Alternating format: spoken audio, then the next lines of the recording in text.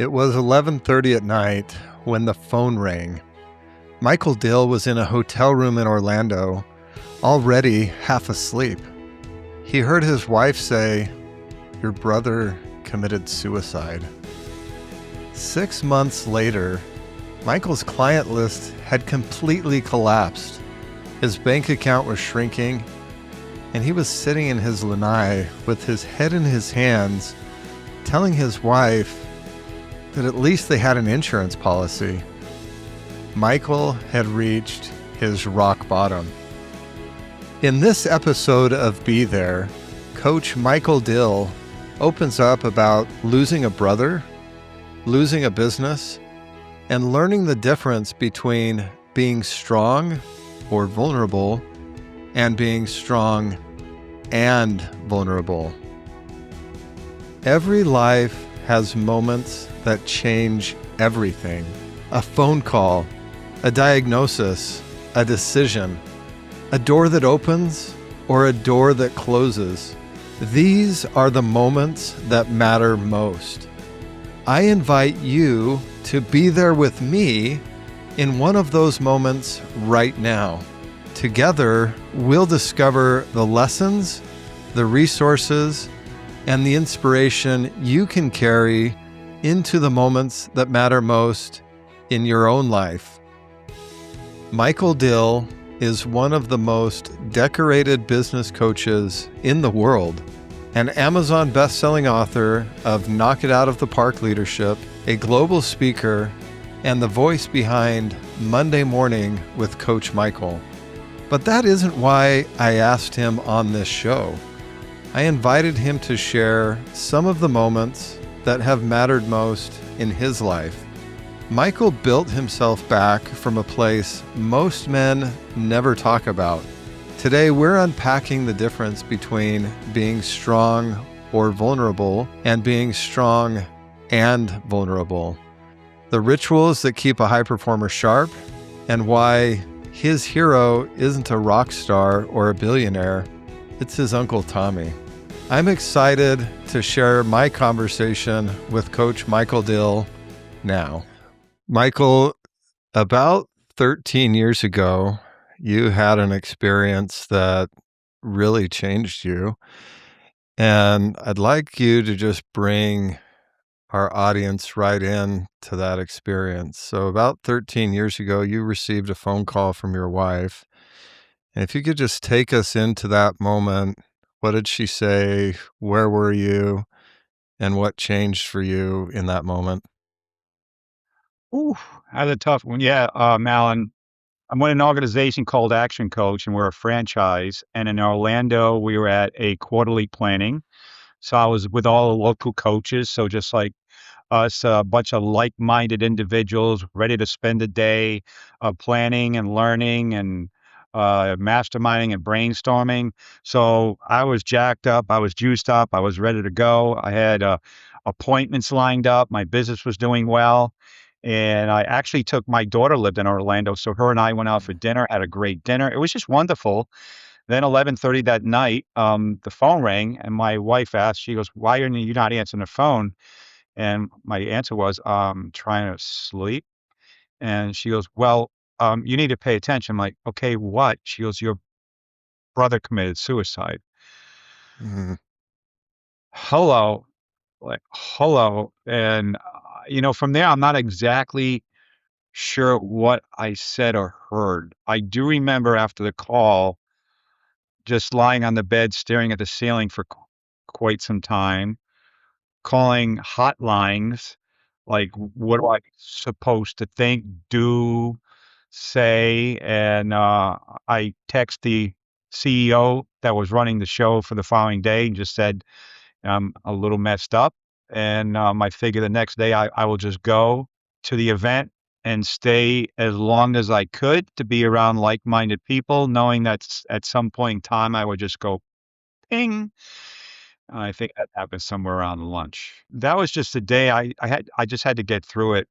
And I remember driving home talking to a couple of buddies, so they kinda guided me all the way home because Orlando to it's a 2-hour drive, and then the really experience came after burying my brother, the process of and digesting all that stuff because it's not like someone hands you a rule book when somebody commits suicide in your family, say, "Go, here's the exact steps you need to take." Yeah, didn't get that rule book. Wow. I've had similar experiences. I can remember exactly where I was when I got a text message from my brother letting me know that my dad had had a stroke. And it seems like that point in time is just seared into your memory. You know where you were, what you were thinking, and then, like you just described, there's a lot of blur that happens right after that as you're just trying to process. Tell me about your brother. What was your relationship with him? Was he older or younger? Well, actually, Robert was a twin of my brother Richard. They're 8 years younger. We Mm, had a great relationship. I'm in Florida. My entire family's in Rhode Island. So it was interesting. My mindset when I went up north to bury him was like out of sight, out of mind, because it's not like I see him every day. mm, So I figured I'd go up, bury my brother, be with my family, come back here and be normal. I did notice, unfortunately, my brother was out of work. And it's interesting how God works and everything that happens has a meaning and a lesson. And being a business coach, big message, learning of being a business coach of how you need to show up, what's really important. And what I learned, my brother lost his job. So I guess he felt useless. And then he was on the internet a lot and he talked politics a lot. mm, We all know if you're on the internet a lot and talk politics a lot, you're usually going down the wrong rabbit hole. It's not the uplifting and inspirational rabbit hole. It's usually the opposite one. And he wasn't controlling his own mind. And unfortunately, my brother wasn't as well off as I am, and he felt that $150,000 insurance policy would be enough to take care of his wife and 15-year-old daughter. wow. That's just crazy to even comprehend something like that. So we had a great relationship, but I didn't see my brothers and sisters a lot just because I was down here and everybody else was up there. Do you remember the last conversation you had with him? The last time I really remember, I don't know if it was a conversation over the phone, but I remember he came down, spent some time at my house, and he was at swimming in the pool, just looking around, listen to the birds chirp, just like the same thing I do, and I just enjoy being present with what's around me, and he was like, "This is awesome, this is wonderful." Yeah, that's the last thing I really remember with him, that because I wish he would have put his hand out. "Dude, you coulda just came back over here and sat in the pool and listened to the birds chirp, and you could probably get rid of all that crap that was dancing in your head that was taking you wherever you were going." One thing, my brother was a big Boston's Bruin fan, and when they came down, Alan, I went to a fundraiser and I bid on the Bobby Orr picture from the Boston's Bruins when he was flying through the air after he scored a goal. And any Bruins fan that knows Bobby Orr, that's like gold to them. And I remember having it, and I knew he was a diehard Bruins fan, being living in Rhode Island. So he was sitting on the patio with his wife. I said, "Hey, listen, this is what we're going to do. We're going to go to Shooters on the beach, and then we're going to get water taxi, and we're going to take the water taxi throughout the intercoastal, look at all the nice houses, and we're going to go up the river, and we're going to go to the Pilots Republic and have dinner and drinks, and you're paying for all of it." In return for, hold on 1 minute, and I came back with this big Bobby Orr signed picture, framed glass, and he's like, "Oh, dude, oh my god, yeah, I'm good." And I remember calling him like a couple of days later. I said, "What was it like going on the airplane?" He goes, "Oh, I was the shit." So yeah, I do remember that. He was in his glory, and telling me a couple of weeks later, I said, probably he goes, "I hung it right above the table where we play cards. So when my buddies come over, they're looking at it." Yeah. You said something in that where, you mentioned that he didn't reach out for help. And in other settings, you've described the next 6 months after burying your brother as one of the darkest periods of your life, but you did reach out for help. Can you walk me through what happened in those next 6 months? Because it wasn't just the grief that you were experiencing, but you had some other significant setbacks that I'm sure were related, but walk us through what happened there. Yeah, like I said before, when I figured I'd go up north, I'd bury my brother, I'd see my family, kiss him on the forehead, go back. I'm a coach. I'll get my act together and just get back to it. And like, there's no rule book, and I found myself just wow. I was an absolute mess.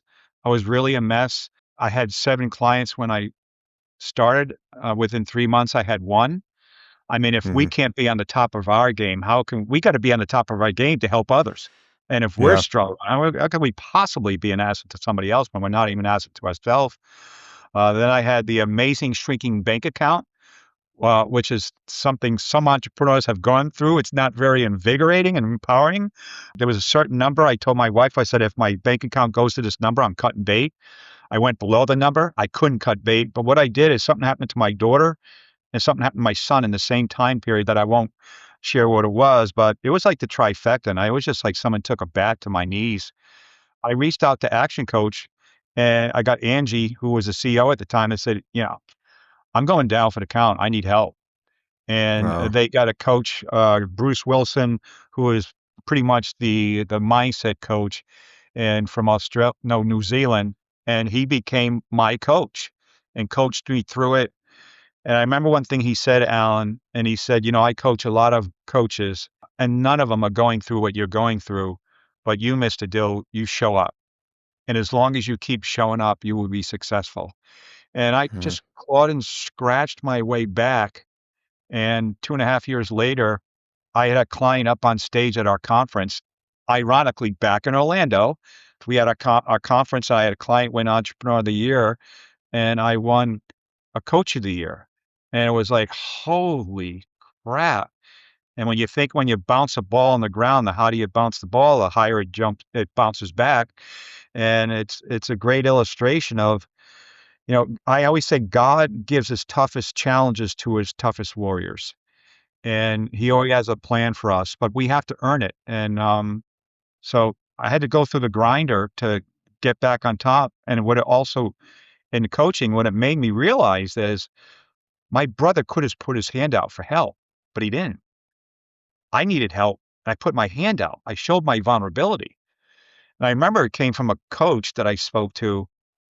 She was saying that, do you feel like you have to be strong and powerful and on your A game for your people around you? I said, yeah. She goes, well, can you be strong and powerful and vulnerable at the same time? Like, no, no. She goes, so you could either be strong and powerful or vulnerable. I said, yeah, they don't mix. She goes, well, what do you think about being strong and powerful and vulnerable? If you're always strong and powerful, how can people possibly relate to you? If you don't show your Mm. vulnerabilities, how can they relate to you? So if you're all nice and shiny all the time, people are going through some challenges. How do they know who you are? But if you share your vulnerability, and that was an epiphany for me. And I think that was very valuable to as a coach to understand that for people to relate to you because we're all going through our stuff. But if they see you as somebody bright and shiny and got your act together, they're gonna think like there's no way this person can relate to me. They can't understand what I'm going through. But then when you share your story, they're like, "Oh, yeah, okay, you get me." And then at that Yeah. boom. Yeah, that was a tough journey, but as you know, the toughest journeys when we're in them, they really suck. When we look back at them, we go, "Oh my god, that made me who I needed to be. That molded me to more of a Yeah. who I needed to be." I love your analogy of the bouncing ball because if you think about it and you slow that frame down, when the ball hits the ground, it compresses and gets really small, right? I would love to know when anyone goes through an experience like this, oftentimes we equate what's happening to having something wrong with us, and everything just seems to compress and time slows down. And at least for me, I couldn't see that there was ever going to be a rebound. I just expected that the ball was just gonna stay crushed, and that was my new reality.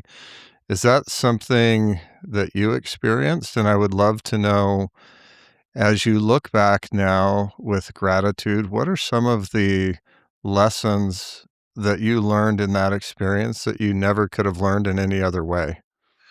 Well, first of all, I've been with my wife for 44 years. We've been married for 38 years, and I remember distinctly I was out on the patio in the lanai with my hands between my head, just crying. Mhm. My wife walked over and put her hand on my shoulder and she says, "You gonna be all right?" I said, "Well, worst case scenario, we got a insurance policy and money in the bank." Oh. Alan, she lit me up like a Christmas tree. That was my bottom. That was my bottom. And I realized, like, wow, when you talk about through the vows we make when we get married, she was my rock. She was there every inch of the way. And my God, now we're just reaping the glory, of all the fun. And so, I strive just to be the man I need to be for her so she can have fun and enjoy life and all that good stuff. I also remember when I was meeting people, and this was where my mindset was, they need a coach. Why don't they see that I'm a coach? Why don't they come up to me? And they know could help them. So I was living in a scarcity mindset Mhm. because your mind took my mind took me down in hindsight. Obviously, you don't see what's going on during the process. You're just striving to just chunk along to hopefully survive and figure it out one day. But when you're in hindsight, you realize that all my thinking was taking me down, and then my thinking with the guide of a coach was taking me up. And I went from a thinking of scarcity of what I didn't have, who wasn't joining me, and all that to abundance that, okay, I'm being guided. God's behind me. He's got my back. I got a great wife and the gratitude. And that just, all that started compounding on itself. So the biggest blessing is I got a really good understanding how powerful that mind can be if used correctly, Mhm. and I never wanna go back to where I was because that was no fun. So I'm gonna do whatever it takes to stay where I am. So as long as I can maintain where I am, I know I can be an asset to myself, everyone around me. Those are powerful insights. So, you and I both know that someone listening, there's going to be a business owner that's listening who is experiencing that shrinking bank account, whose world seems to be collapsing. Talk to that person right now. What are one, two, or three things that, regardless of what is happening, that they can do, that they can think, that will help them move from that compressed smash ball state to into that rebounding phase? First thing is drop the freaking ego and realize you cannot do it alone. Mm, That's first thing. Yeah, as entrepreneurs, as high drivers, sometimes we have an ego and like until that coach clarified the difference of vulnerability and power versus vulnerability or power, I had the ego. But once I mhm, got clear on and versus or, the ego went away. I'm like, okay. When I needed help, I wasn't afraid to say, I need help. So none of mhm. us can do it alone. None of us. That old I'm self-made stuff that people used to say, that is the biggest thing of crap I ever heard in my life. Nobody is self-made. Everyone we've come in contact with in our life has somehow influenced how us to do good things right, how to do things not to do things. So the first thing is search somebody out, get a mentor, get a mastermind, get a guide, get somebody that's been where you've been, that had their knees in the dirt and had to climb out of it, and seek their help. And if you're truly authentic, and even if you're struggling at the time, I mean, I had a client in in COVID, and his business just died overnight. The poof.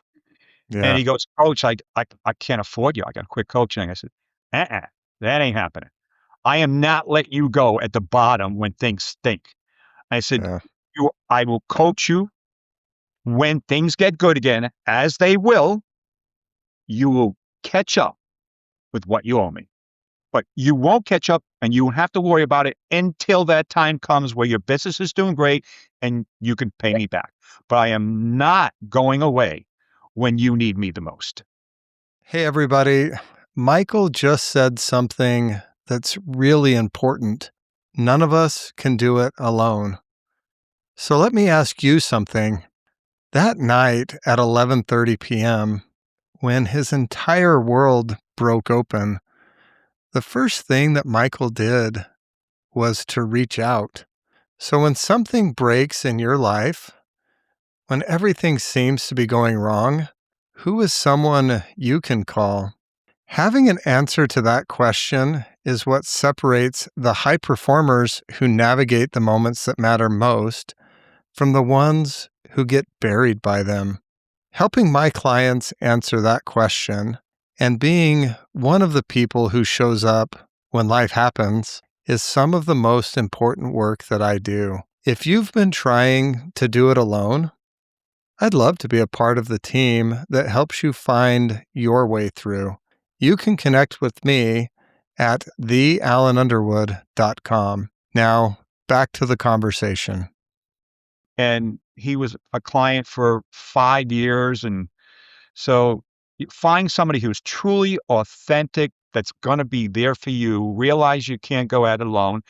And then, as you know, meditation, affirmation, the most powerful part of our day is the first hour. So you create some disciplines and some strategies that you are doing whatever you need to do to make sure you are on your A game.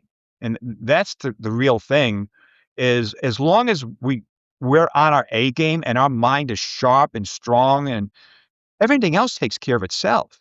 And I realized over the years, Alan, that you're physically fit. You did the thing with Rami, so you know what it takes to become physically fit. Go to the gym, lift weights, eat right, drink lots of all that stuff. I believe everybody in this world can get their head wrapped around what it takes to be physically fit. Whether they do it or not is something different, but they can wrap their head around what it takes to be physically fit. However, what percentage of people in the world do you think can wrap their heads around the concept of doing what it takes to be mentally fit? Hmm. And do they have a strategy and a discipline for that? Because if they don't, they're leaving room for all the noise. And then, your destiny is up to whatever's going on around you. So, and that's the other thing that that I would teach that person, tell that person, should get somebody that can help you with a discipline to strengthen your mind and body. So when you show up, you are consistently working on being your A game and everything else will take care of itself. You'll be Mhm. so focused on getting better that you won't have room to sit there and sulk how things aren't working right now. Mhm. So, what are some of your practices that you do first thing in the morning that keep you sharp? I know what some of mine are, and I can certainly share those. And I love that you brought up physical fitness. I have two pictures, and maybe in the video version of this podcast, I'll share both of them. One is me, 260 pounds, probably over 35% body fat. And the other one is me, 212 pounds at a body transformation challenge, abs showing, looking great. And what I've realized with both versions is neither version believed that the other one was possible. The version of me that was overweight and unhappy and depressed at that time didn't think that the other version existed or could be possible. And now the current version of me that's gotten healthy looks at that other version and goes, that is impossible. Right. And for me, what helps with that is you mentioned affirmations. Every year at the beginning of the year, I write down affirmations and I listen to those every single day while I'm at the gym. I intentionally seek out YouTube videos that help to build my mind. And there's some favorites that I have. Neville Goddard is one, Jim Rohn is another one, Tony Robbins. so that while I'm working out my body, I'm exercising my mind as well. And I also have meditation practices and prayer practices, and I enjoy reading. So I would love to know, what are some of those things for you? Yeah, sure. And you remind me, when I lost my brother, the one thing that saved me is I would have my iPods of jack your ass up music, and I would go to the gym. So I'd be listening to Metallica and all this great music. So I was feeding my mind and my body at the same time, and always feeding the mind and the mind, body, mind, body, mind, body. So I'll wake up and the first thing I do is I have a drink. It's a power drink. It's got like cinnamon in it and ginger and electrolytes, hydro water, and creatine. So I drink that down.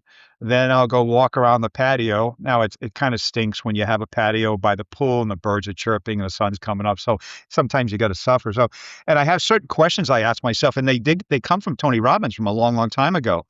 And the Mm, first is one is, what am I happy about? And you recite what you're happy about, and how does that make me feel? And then what am I excited about? And when I ask the question, what am I excited about? I actually rehearse my day in advance. Like, oh, like today I got like a whole bunch of calls. I had a call with this gentleman. Let me say, I have a call with Steve. We're going to talk about doing a podcast together. Then I talked to Monica. She sent me all her questions for Think and Grow Rich. And we're going to have a conversation around like that. Then I have an interview with another gentleman that somehow found me through my website about potentially being a client. Then I get with my bookkeepers at lunchtime, and we can go through that. Then I get to do a podcast with Alan at 2:30, and then I have my pod call with my Go Bros at 6. And so, what am I excited about? And man, I have a full day, an impactful day, a fun day. How does that make me feel? It makes me feel awesome. Then the next question is, what am I proud of? And I really think of, when I answer the questions, about all the adversity I've gone through. I'm still here. I'm doing well. I'm strong, financial. How does that make me feel? Unstoppable. What am I grateful for? I'm grateful for God. I'm grateful for my wife. I'm grateful for my life. I'm grateful for cash flow. Always something to be good for cash flow. Grateful as an entrepreneur. And but what those questions do is, those questions could literally set yourself up for total success just by answering the questions and getting yourself in a mindset. Then I have my little book of affirmations. I go through all my affirmations. I go through my I am statements. I go through the success formula by Think and Go Rich, my 6 steps. I do stretching, and then I have a nice healthy breakfast. And after I'm done with all that, then I go to work. So by the time I get here, then I get here and I grab my composition book and I write 5 things I'm grateful for. Then I write down what was my biggest win from the prior day. Then, when I'm done with that, I take my money book. I have a composition book that just has a dollar sign on it and it's green. One idea to grow me and my business today. And then mm. I grab my prayers for men and I'll read a verse from the Bible and how interpret that. And then I'll go to Jack Canfield's success affirmations and I'll read a success affirmation from that. Then I get to work. By Yeah, then, I'm on. and you're ready to go. Well, I love that, because everything you just talked about is, you're just stacking wins in the morning, right? Like, you could end the day after doing that and look back on it, and it would have been a great day. I want to go back to something that you mentioned. You had your head in your hands, and shared with your wife that, worst case scenario, you've got an insurance policy and some money in the bank. For a lot of men in difficult circumstances, the person who it's most difficult to share with is the person who it should be easiest to share with your spouse. So I know that that experience of losing your brother was difficult. It certainly wasn't the only difficult experience that you had. How did you learn to be vulnerable with your wife? Because for me, that's been one of the most impactful lessons that I've had to learn through my difficult challenges, was being able to trust her with the broken version of me and with the successful version of me.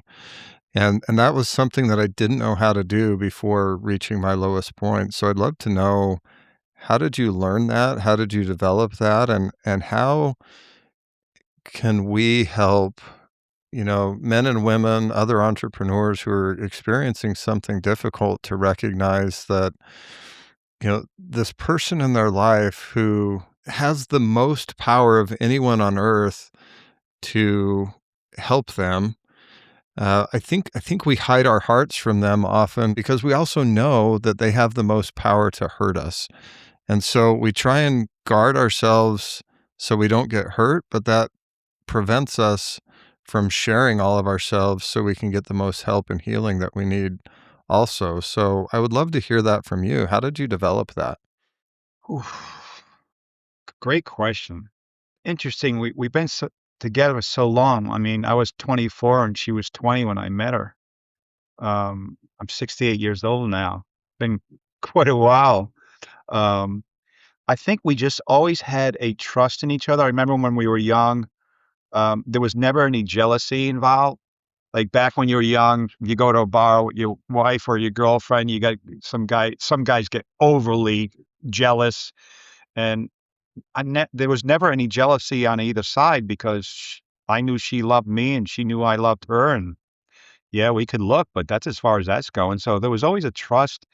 And I remember when I was in this, an advisor and I made some really bad investments and I got my butt handed to me. And I remember being on the bed and I just folded up like a little kid in her arms and she just held me and I cried. Hmm. And she says, "We're going to be all right." And we've got our butts kicked several times along the way in the journey of building and regrouping and getting crushed and going on.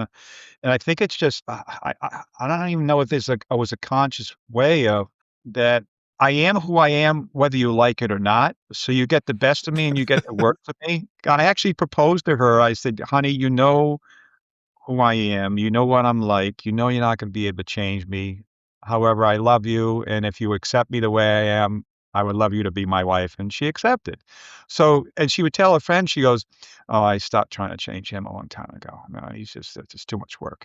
So I think we've just accepted each other for who we are. And of course, in the last 14 years of being a coach, I've done great coaches. So anytime my head starts going the wrong direction, you're a coach. It's immediately get about face, get your head right.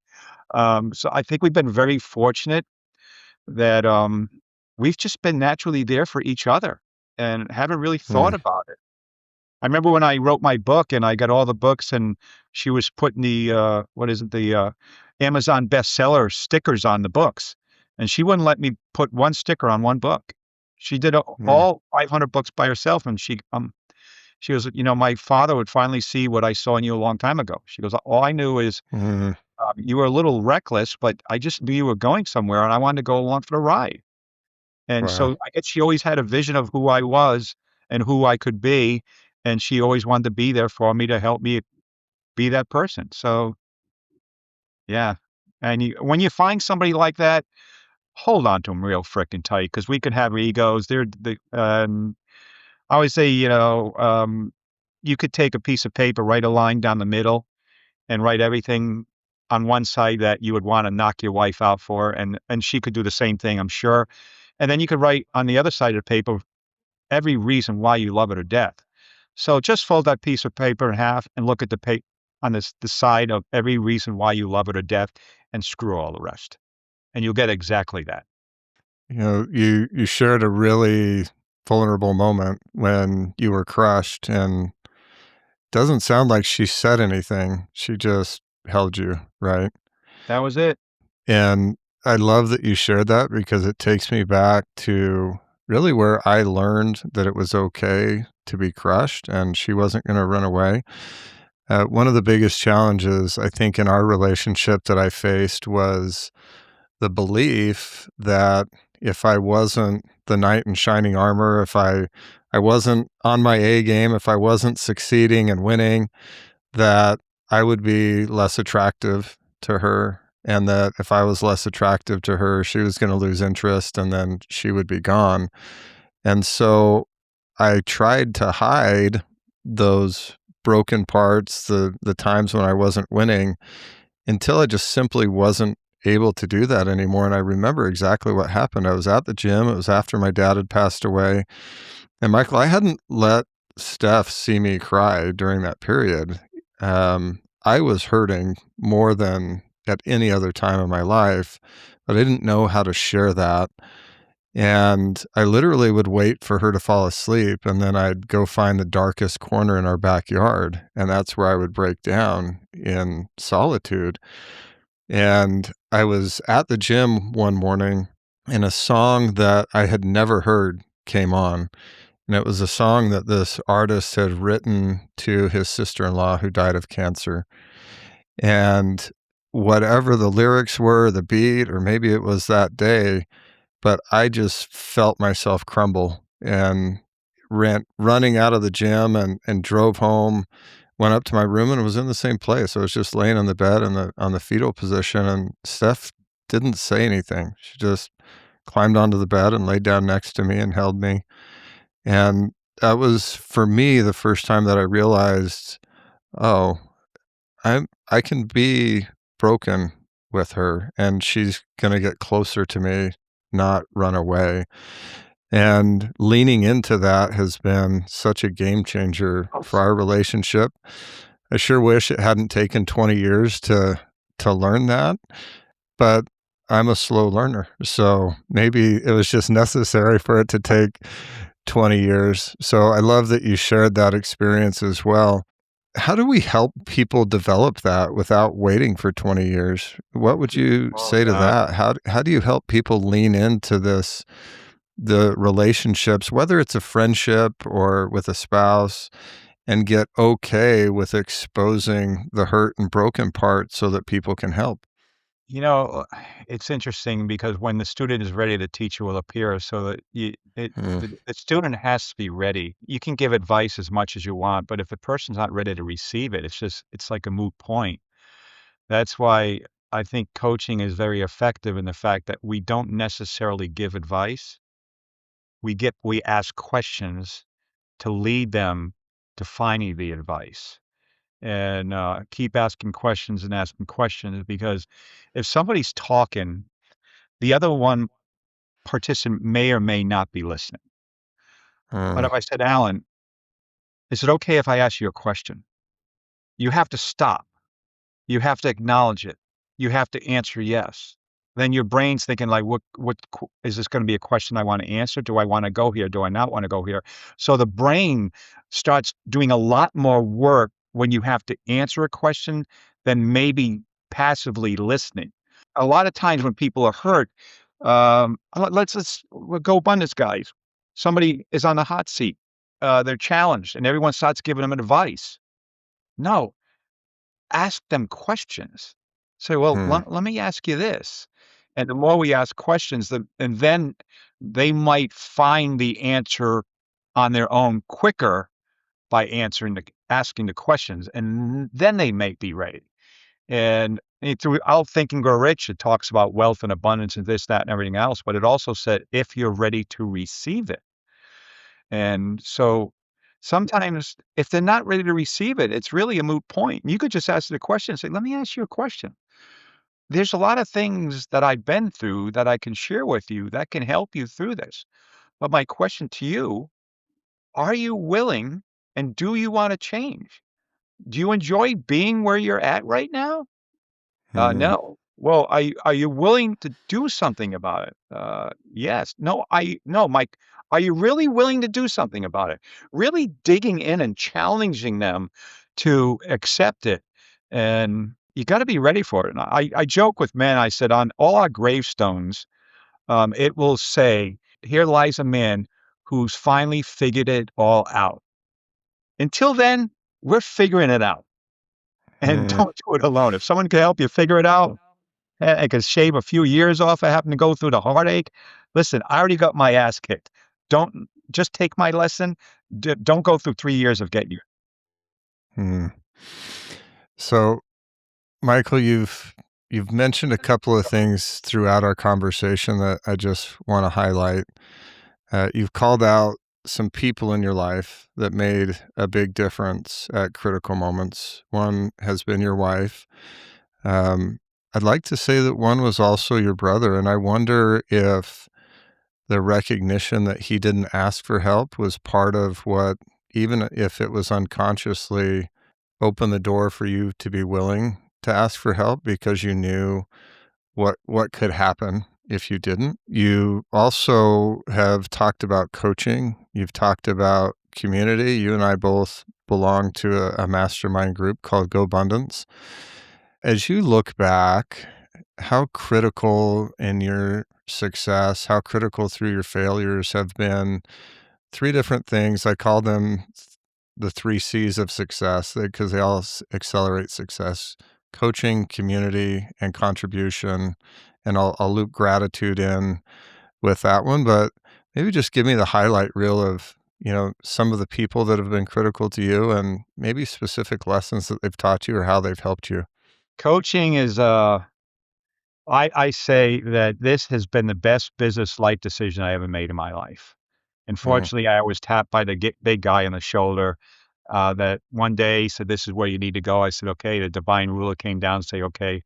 And, so I feel like I'm working through him. He's just doing his magic through me. I'm just a vehicle. And that's why he put me through some of those tough tests that he knew that I would be willing to do the work. So Brad Sugars is the founder of Action Coach.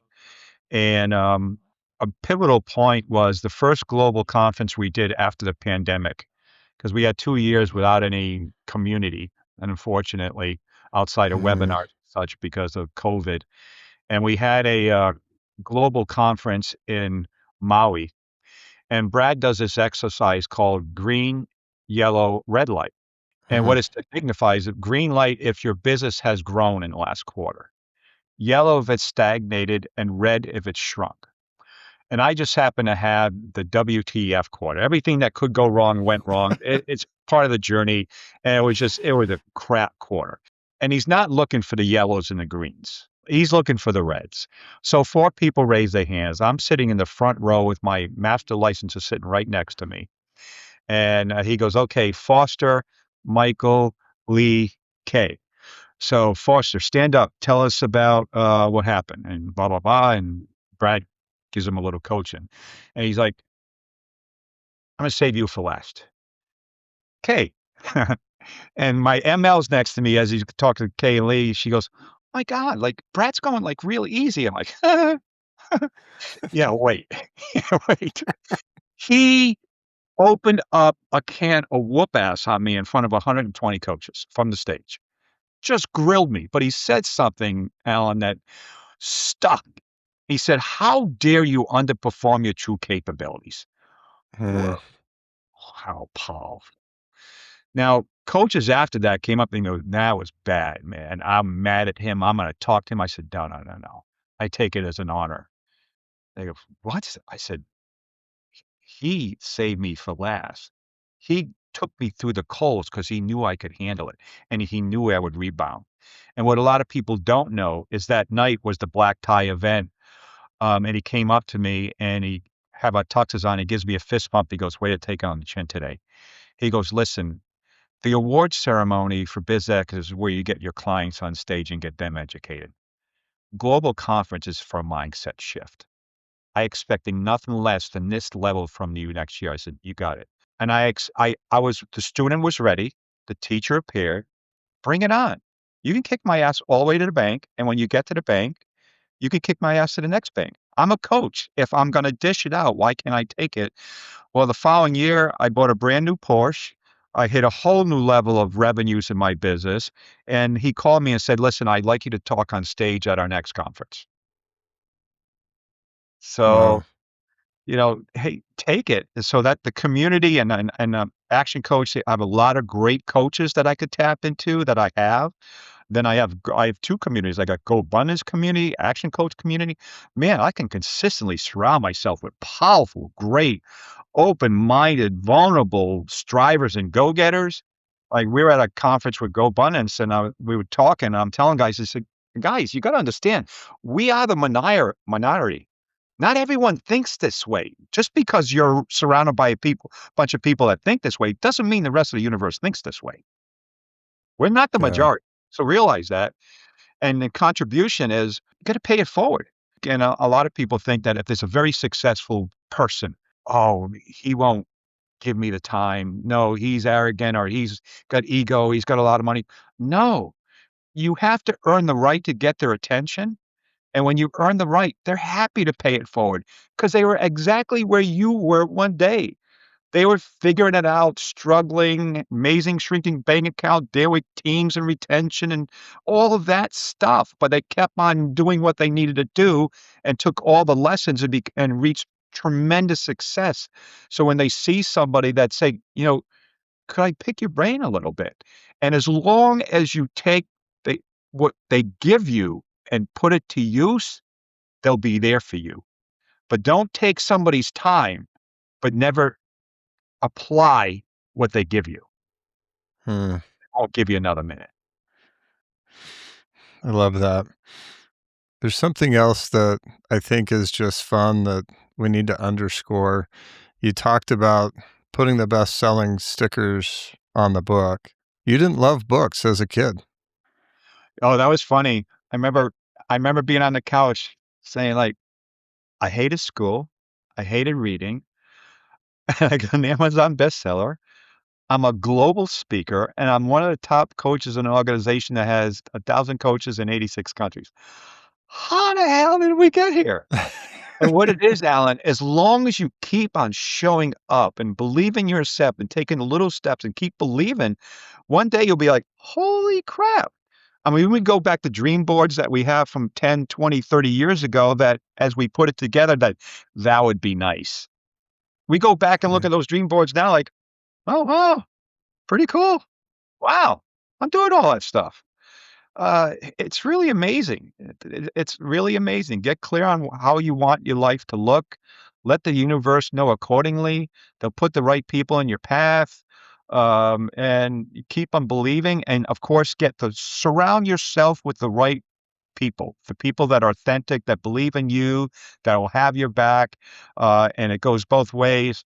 And you just do that. Don't feel you have to impress anybody or please everybody because you can't please everybody. Please the ones that are faithful and loyal to you, and that's your tribe. Everybody else, not important. So I'm going to trace back on the book thing for just a minute because you said that you didn't like school, you didn't go to college. We've talked about this before. You didn't even read a book until you were in your 30s. And I think so often we look at people in a moment of time. The kid that hates school, the young man that didn't go to college, the guy that didn't enjoy reading and didn't read books. And we just think lost cause, right? You look at the guy whose business was failing, who went from 7 to 1 client, whose bank account is shrinking. You look at the guy who's loses his brother and then he's suicidal. What do you say to each of those versions of you looking back now from what you know now? What would you say to that guy? Alan, I had a coach say something to me a long time ago, and it took so much weight off my shoulders. I was complaining about something because what we do as individuals, we create the gap. This is where I want to be. This is where I am. So that could be one of things. It can give us motivation to move forward, or it can give us frustration because we're not where we want to be yet. And that's the gap. And I was complaining about God knows what. And he goes, Mr. Dill, you're exactly where you're supposed to be in the process. Hmm. And that took so much weight off my shoulders. Now, do I necessarily like where I am right now in this process? No. But I'm exactly where I'm supposed to be in the process of learning what I need to learn to get the next step. Someone asked a question about AI, and they said, who believes you're behind the 8 ball on AI? And of course, every hand's going to go up. Well, the Yeah. potentialities of how you can use AI is unlimitless. We don't even know how much you can use it. So of course you're going to be behind the curve. And I just said, well, no, you're exactly where you're supposed to be in the process of learning AI and using AI the best of your ability of what you need it for. And as time goes by, you will learn more and advance more. So for everybody and everyone and wherever we are at, we're exactly where we are supposed to be in the process of learning the lessons to go to the next step to get us closer to where we want to be. and that's it. And that took so much pressure and heat off my shoulders. It's amazing because we always are exactly where we're supposed to be. Yeah, I love that. I have a quote that hangs on the wall of my office that reminds me exactly of that principle that you're talking about, and it's something that Andy Andrews said. And it says, "In the game of life, nothing is less important than the score at halftime." And it doesn't, we don't really even know ever when halftime is, but the principle remains that so often we look at ourselves and we feel like we're behind. It could be behind in knowledge, it could be behind financially, but we're making a judgment call at halftime, and we don't know what the end of the game is going to look like. And if there's anything I've learned from your story, that the script isn't fully written. We're reading from this page, but you can rewrite your story at any point. I want to give you an opportunity to talk about maybe one person who's made a significant impact in your life. In the conversations that we had in your past, you talked about your Uncle Tommy. You tell me about your Uncle Tommy. What was the impact that he made on your life? What did he teach you about life, about being a man that maybe our coaching world never talks about? What's And that was a question that came from Tony Robbins a long time ago. And one of the analysis I did, who's your hero? And there's many books on that. And sometimes when you think of a hero, you think of a war hero or a very successful individual, somebody achieved greatness and wealth and all this stuff. So that's my hero. And then my Uncle Tommy he was married to the same woman for 70 years. wow. Uh, he always thought he would go first. She passed away. He was 96 years old and he had cancer. And my brother and I went to visit him in Northern Florida, and we assumed we were going to see a broken man. Well, he had this long Mm, driveway, and he met us at the end of the driveway when we drove up. Say, hey, why don't you get in the car? Oh no, I'll walk. And we walked back to the house, and he was talking about every day that he's on this ground. The sun rises. I'm grateful for what I have.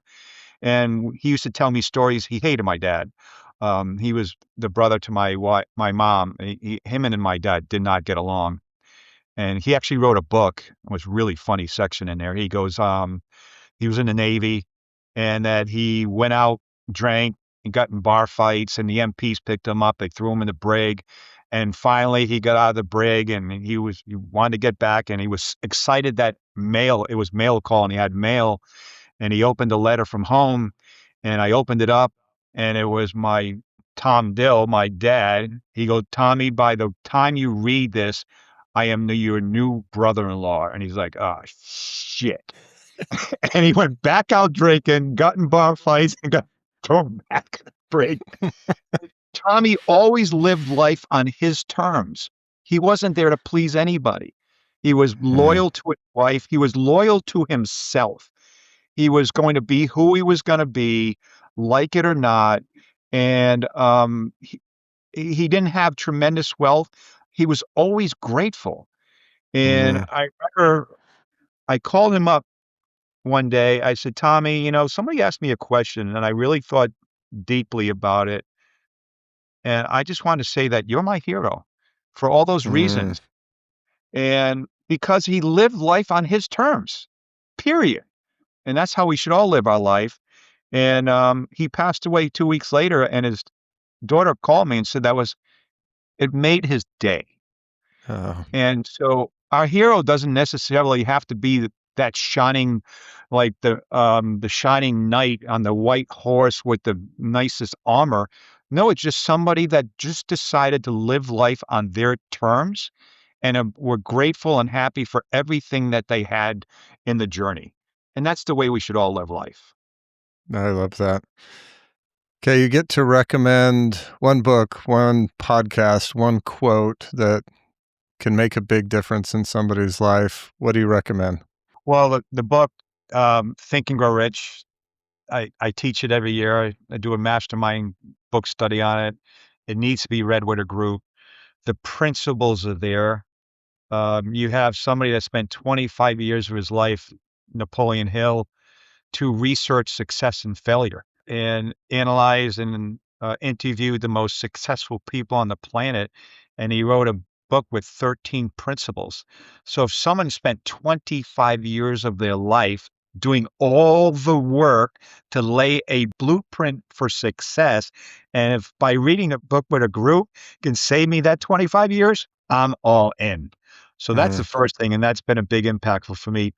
Podcasts, I don't I don't listen to a lot of podcasts. I like being guests on podcasts because I like having great conversations. And Think of Rich as a question there. Who's the person you're most impressed with and something about business? And I thought about it long and hard and I answered Tony Robbins. I admire a guy that could just be a regular person and create a worldwide brand. mm, You take Dwayne Johnson, who used to be a linebacker for the University of Miami. He never played football. He was crappy. Ray Lewis would say, Dwayne Johnson, he sucked. But Dwayne Johnson became The Rock and created a worldwide brand. Arnold Schwarzenegger, he was just some guy working out. He didn't want to live in Australia or Austria. He wanted to live in the United States, and he created a worldwide brand. So I like to admire folks like that because they were just regular people like you and I and everybody else, but they went out there and believed in themselves and created tremendous wealth and notoriety just by being themselves mm, and making themselves the brand. And quote, I had an executive vice president say to me a long time ago, he was doing this morning meeting, and he said, "Your actions speak so loud, can't hear a word you're saying." And I wrote that down. I'm like, oh, I love that. mm. I said, that's how I'm going to live my life. I don't need to go and tell people who I am, what I do, how I make a difference. It will show up. So a lot of people go out there and sing and dance and talk a good story. Well, just let your actions speak and people will know who you are. So, and when you take that and, coaching employees and building teams and such, when people say, okay, just show it, just save your breath, we'll know. We'll know. Like when a client says, he goes, Coach, I'm committed. I will do whatever it takes. I'm like, we'll see. Michael, this has been a lot of fun. I can't help but think as we're sitting here having this conversation of fires that we've sat around and we've sat watching the sunset on the beach and had great conversations. This has been another one. It's been enjoyable for me. Hopefully, it's been equally enjoyable for anybody that's listening. If there's somebody that would like to continue a conversation with you or start a conversation with you, how can they do that? Well, website, businesscoachmichaeldill.com. So they go to that and get a hold of me. Start by reading my book, Knock It Out of the Park Leadership's it's on Amazon. It's an easy read. You could bang it out in a half hour. A lot of good golden nuggets there. On my website has my phone number, all the information there. My YouTube page, Monday Morning with Coach Michael. So I always say, Alan, if people want to find somebody, if they really want to find somebody, they will be able to find them. Would you agree? Yeah, so true. So true. I had somebody So, the other day say, "Well, you're really easy yeah. to So, find." And I'm glad. I want to be yep. found. Yep. Michael, If they want to this find you, is they'll find. yeah, wonderful conversation. Thank you for sharing a bit of your day with us and your wisdom, your life's experience. Can't wait till the next conversation that we get to have sitting around a fire watching the sunset somewhere. Alan, it's been an honor, privilege, and pleasure to be invited to speak to you this afternoon. Thank you so much. It's been delightful. Here's something I hope you and I both learn from this episode. Earlier, Michael told us about the night the phone rang at 11:30 p.m. He was in Orlando getting ready for a planning session that he'd been excited about for weeks. Then his wife called and told him his brother had taken his life. And what Michael did the next morning is what I want us both to sit with. He didn't try and carry that burden alone. He texted his CEO and told him, "I'm a little messed up." He reached out. In a moment that matters most, who is someone you can call? Here's why that question matters. and more importantly, why having an answer to that question matters. The ones who navigate the moments that matter most, the ones that define a life or change it, they share three things in common. First, contribution and gratitude. They don't wait for everything to be perfect to start serving. They give through the struggle. They serve from the scar tissue, and that's what lifts them. Second, they have a coach, someone in their corner who sees what they can't see and says what they need to hear. Have you been looking for someone like that? If now is the time to put someone in your corner, someone who can help you navigate a moment that matters most, I'd love to have that conversation with you. You can start that conversation by visiting thealanunderwood.com. Third, a community, not a network, a brotherhood. Men operating at the highest level who sharpen each other, hold each other accountable, and refuse to let each other shrink. For the men listening, are you tired of doing this alone? If you're a founder, CEO, or investor ready to stand shoulder to shoulder with men who are building at the same altitude, we've built it. It's called Exalt. Go to exalt.global. That's XALT.global.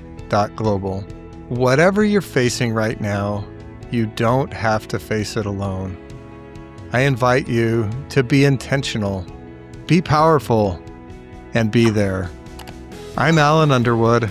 Thanks for being here, and I'll see you next time.